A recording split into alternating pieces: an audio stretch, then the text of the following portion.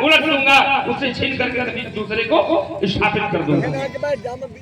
यही होना चाहिए। और लक्ष्मण ने कहा कि तोड़ा जाए, और जिस समय आप पलट देंगे तो यहाँ पर साधु भी है, साधु है। दुष्टजन अगर मर जाए, मारे जाए तो बहुत अच्छा, तो राजकुमार जिस समय राज उल्टा जाएगा तो साधु नहीं मरेंगे, दुष्ट सुधर जाएंगे।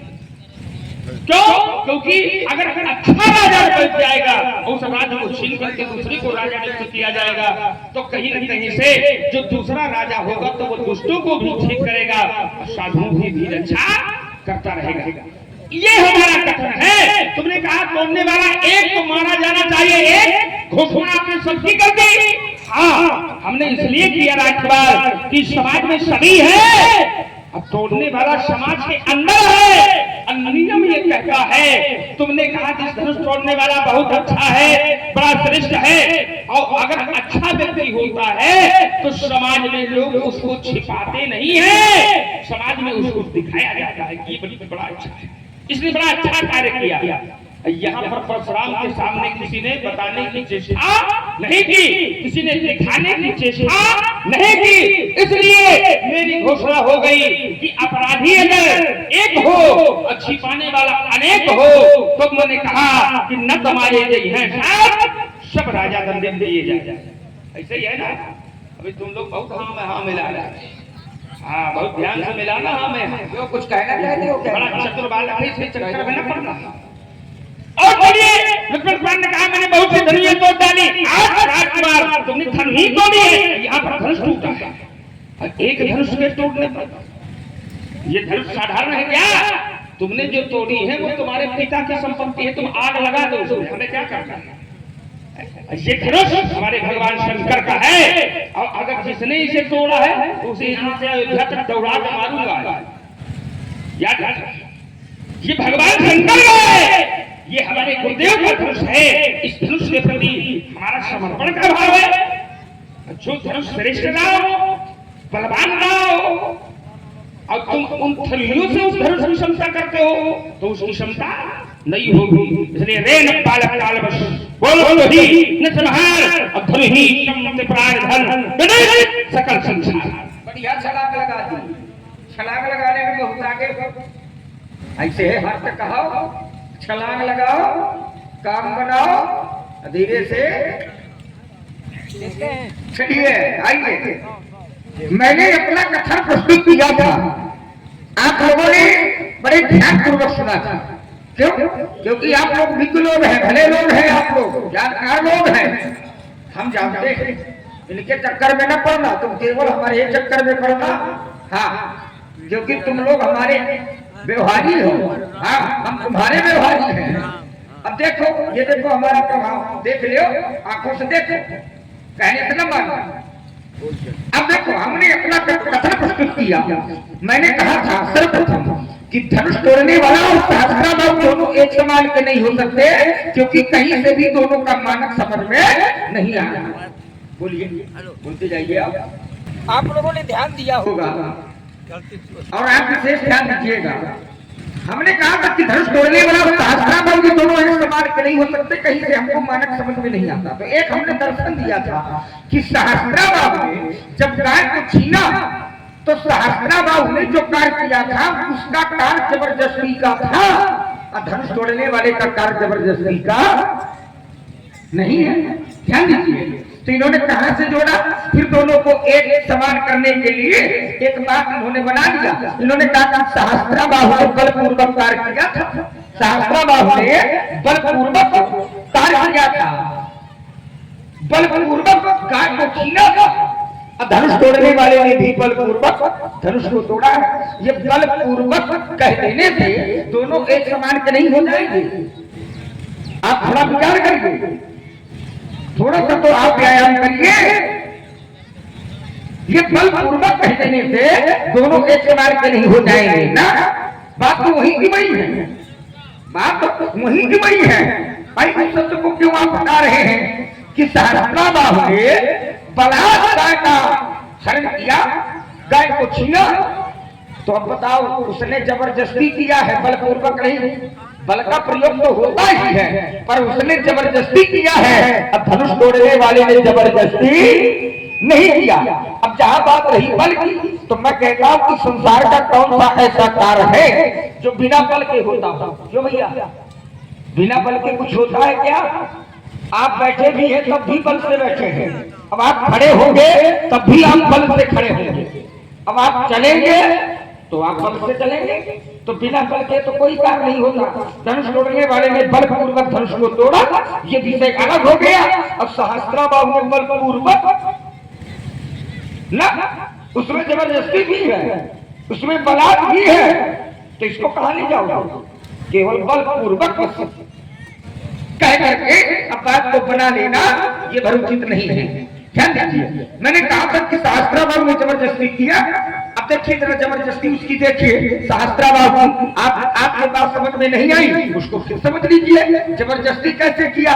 सहस्त्राबाहु जिस समय गाय को छीना, ध्यान देना, सहस्त्राबाहु ने जिस समय गाय को छीना, गाय को छीनने गया, ईमानदारी से बताइए कि अगर इस बात का एक भी प्रमाण हो कि सहस्त्राबाहु ने किसी से आज्ञा ली हो, एक भी प्रमाण हो तो कोई प्रमाण पढ़िएगा कि सहस्त्राबाहु ने नहीं आज्ञा लिया, इस बात का कोई प्रमाण नहीं है ना। क्यों? क्योंकि वो जबरदस्ती कर रहा है। और जबरदस्ती जब कोई व्यक्ति करता है, आप लोग बैठे हैं, इतने लोग बैठे हैं, जबरदस्ती जब कोई व्यक्ति करता है तो बताओ ईमानदारी से किसी से आज्ञा लेकर के करता है क्या? बोलो भाई, नहीं। कुछ ही लो डूलो, किसी से आज्ञा लेकर के करता है क्या? पंडित जी के पास समय पूछ करके करता है क्या? क्यों? क्योंकि उसको जबरदस्ती करना है, तो ना उसमें आज्ञा की हो सकता है, ना तो उसमें समय की हो सकता है, ना तो उसमें मुहूर्त की हो सकता है। क्यों? क्योंकि जबरदस्ती कर रहा है। सहस्त्राबाहु ने वही किया। एक भी प्रमाण नहीं मिलेगा कि उसने किसी से आज्ञा लिया हो, एक भी प्रमाण नहीं मिलेगा कि उसने किसी से पूछा हो कि मैं जा रहा हूं गाय का हरण करने, मैं जा रहा हूं गाय को छीनने। क्यों? कोई प्रमाण है क्या? कोई प्रमाण नहीं है मेरे पास। हमारे पास प्रमाण है कि जिस समय धनुष तोड़ने वाले ने धनुष को तोड़ा, तो धनुष तोड़ने वाले को आज्ञा है, तब तोड़ने वाला तोड़ रहा, आज्ञा है तब तोड़ने वाला तोड़ रहा है। अब उसको आज्ञा दी जा रही है, उठो अमुक भंजो भवचापा अमेटो तात जनक परितापा। अब आज्ञा दिया गुरु बाबा ने, विश्वामित्र समय शुभ जानी, अब बोले अति स्नेह मैं बानी, तो फिर उठो। अब राम भवन उरौली मास्टर साहब 25 रुपए जा रहा है।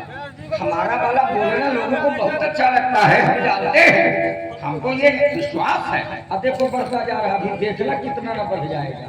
हाँ समझ लो, हम तुम्हें जितना बढ़ाएंगे ये सब हमारी ही देना है, क्योंकि तुम चाहे जितना बिगाड़ो पर उसको हम ठीक करेंगे। अब इसलिए खड़े हैं, इसलिए बुलाए गए हैं या केवल जी के द्वारा, समझो भाई। बुलाए तो गए हो, हम उसको ठीक गए हो। और तुम यहाँ मिथिला में बहुत समय से बने हो। हाँ बने, अब बने हो, अभी तक तुम्हें किसी ने पूछा, जब परशुराम आ गए तब तुम्हें लोग जानने लगे। नहीं, तुम्हें कोई ये भी नहीं जानता था कि तुम जिंदा हो, तुम मर गए। नहीं, बात ये नहीं है। अब बात न बनाओ, अब देखो अपनी न खुलवाओ। हम बुलाए गए हैं तो हम अभी भी खड़े हैं, और तुम तो बिना बुलाए आए हो तब भी खड़े हो। अच्छा तुम बुलाए गए, अभी नहीं गए हो। अब अगर हम आप जैसे बिना बुलाए आए होते तो कब के चले गए होते। ये सब देखो, व्यक्ति की बातें न करो। कहीं तो गए हो कि हम बुलाए गए हैं। हम बुलाए गए हैं, बिना बुलाए आए, बिना बुलाए नहीं आए। हमसे प्रमाण मांगो, हम प्रमाण देंगे। हाँ बहुत हल्के से ले रहे हो क्या?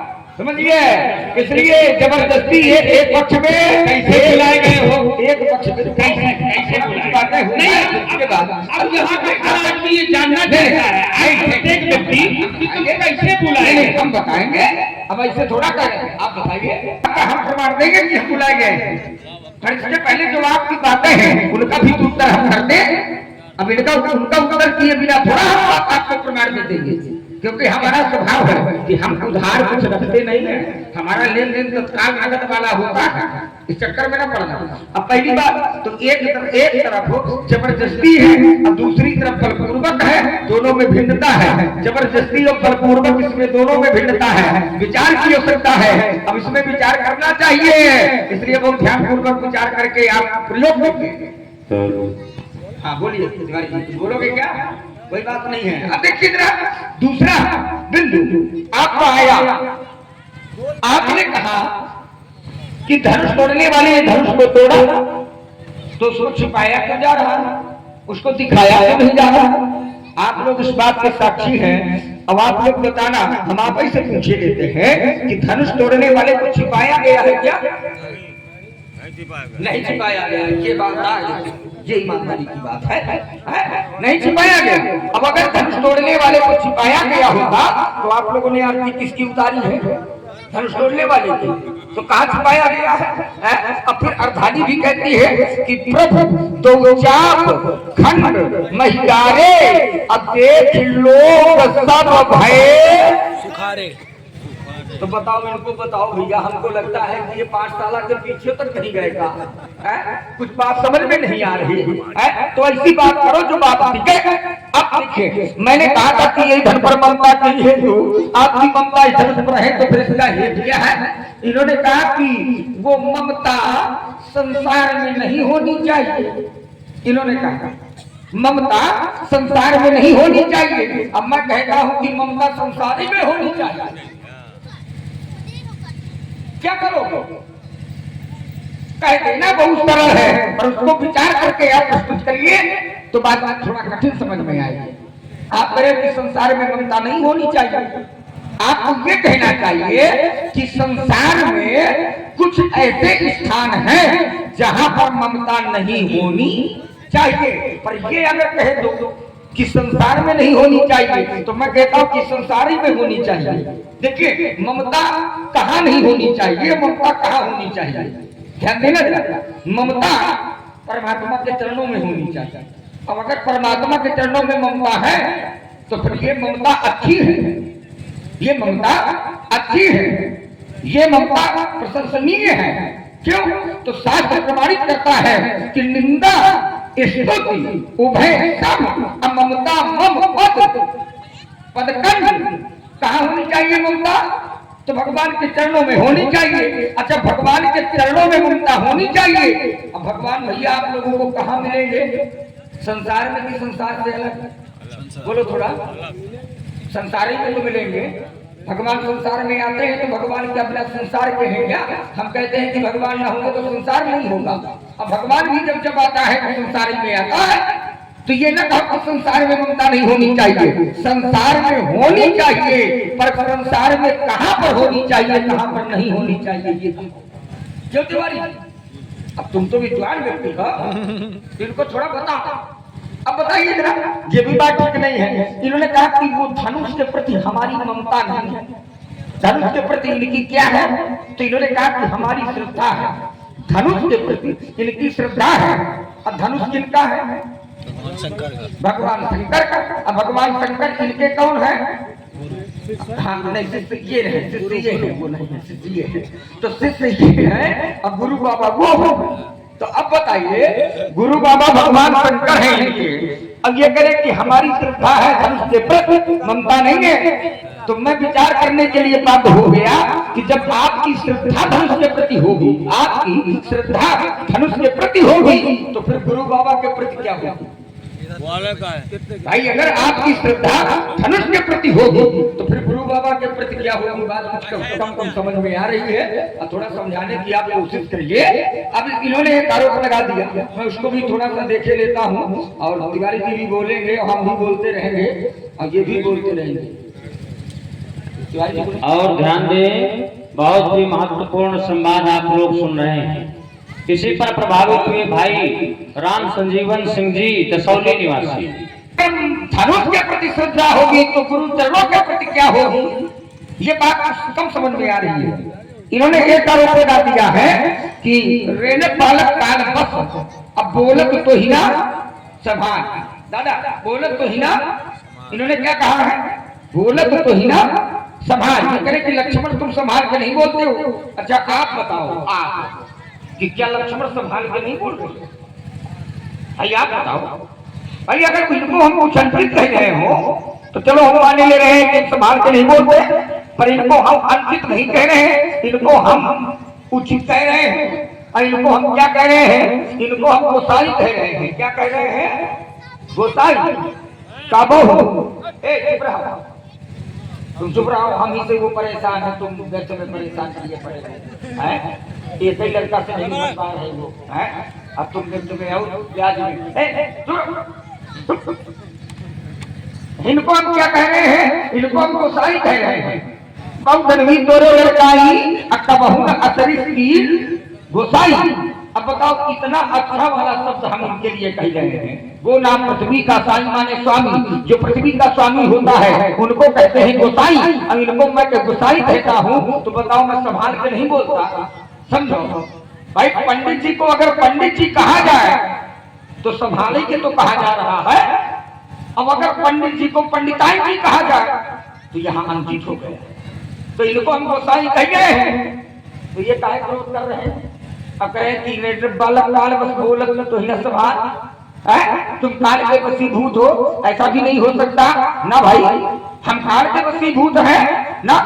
कौशलेश सुत लक्ष्मण रामा कालहु जीत सकै संग्रामा। तो फिर संभाल के मैं तो बोलता हूँ, पर मुझको लगता है कि आप संभाल करके नहीं बोलते हो। क्यों? क्योंकि जब आपका प्रयोग होता है तो इतने कठोर शब्दों का होता है, इतने कठोर शब्दों का होता है, इतनी कठोरता है कि आपके बोलने के बाद तो अति का प्रयोग हो गया। शास्त्र काल में कह दिया कि अतिरिक्त बोले वचन कठोरा अकहु जड़ जनक धनुष कठोरा। अब बताओ अतिरिक्त बोले वचन कठोरा, ये कठोर बोलते हैं, तो बताओ इनका वाला बोलना अच्छा है कि हमारा वाला? जिनका वाला बोलना अच्छा है? अरे कुछ शाम करो नहीं, ऐसे कहाँ आनंद आएगा? वो हमारा वाला है ना, संकोच ना करो, चिंता ना करो। हाँ, जब चाहो तब हम व्यवस्था कर देंगे। हाँ, इसलिए महाराज ये स्वयं संभाल के नहीं बोल पा रहे हैं, तो एक काम करिए आप संभाल के बोलिए। और जब हम कहें कि बोलो तब बोलो, और जब हम कहें कि चुप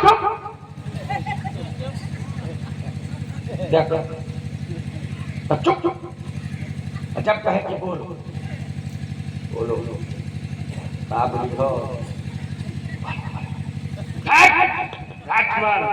आइए जरा लक्ष्मण कुमार के बच्चों पर पूरा विचार करते हैं। बालक ने अपनी चतुराई से अनेक बातों को रखा, अनेक बातों को बताया, केवल अपनी चतुराई से।